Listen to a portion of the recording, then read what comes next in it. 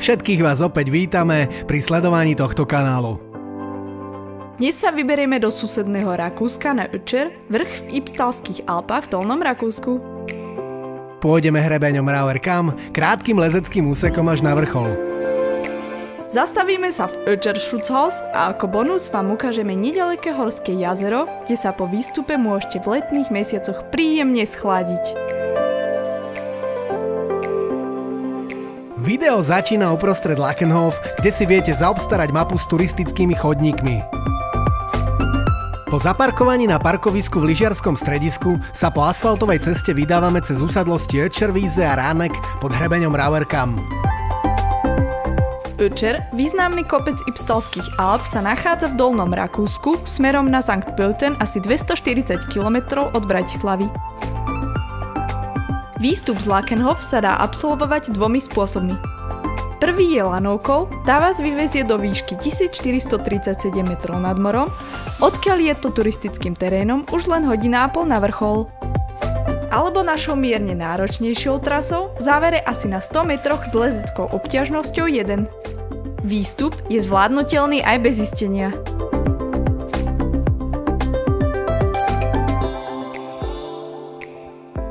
Za masívom leží Ötcherská tiesňava, hlboko zarezaná dolina, ktorú vyformoval Ötcherský potok. Je považovaná za Grand Canyon Rakúska.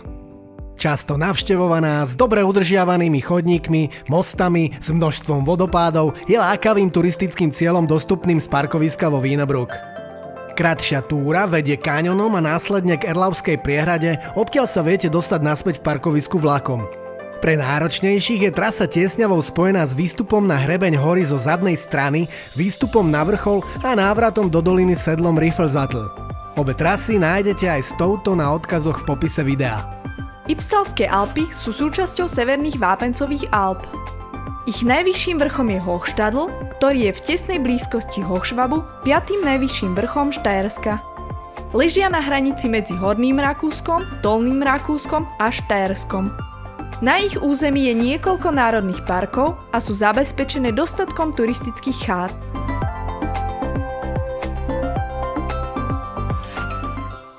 V národnom parku, kde sa Ötcher nachádza, sa viete za 3/4 hodinu dostať od nedalekej Schindelhütte k Ötcherskej kvaplovej jaskyni.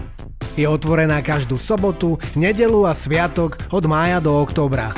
Prehliadka trvá 3/4 hodinu a je dobre si priniesť vlastnú baterku.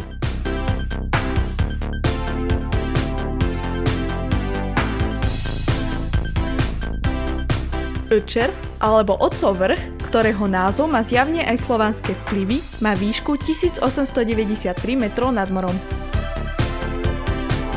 Vďaka jeho izolovanému postaveniu a skalnatej južnej stene je dobre rozoznateľný zo všetkých okolitých pohorí. Z vrcholu vidno dobre na Hochschwab, Rax, Windberg a ďalšie nedaleké pohoria.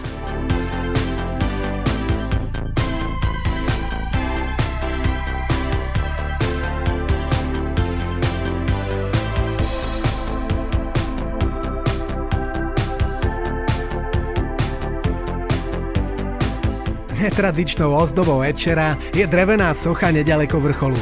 U niektorých návštevníkov vyvoláva úsmev, u iných pohoršenie. Nikto nevie, ako a kedy sa tam dostala a kto ju tam dal, tvrdí prevádzkovateľ lanovky. V každom prípade vraj ötcherský penis prispel k zvýšenej návštevnosti tohto kopca.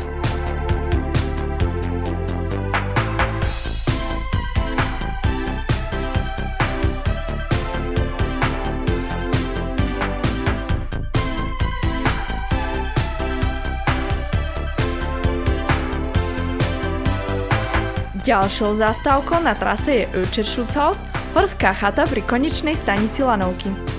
Chata bola postavená v roku 1887 a patrí rakúskemu turistickému klubu. Je obľúbeným východiskovým bodom na turistiku, paragliding a horskú cyklistiku.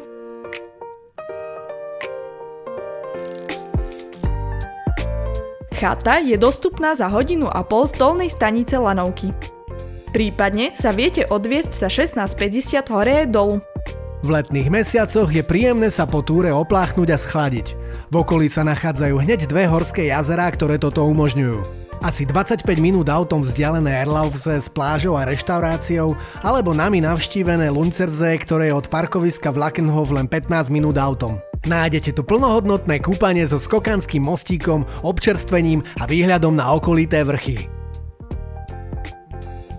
No a to je z Rakúska v tejto časti všetko.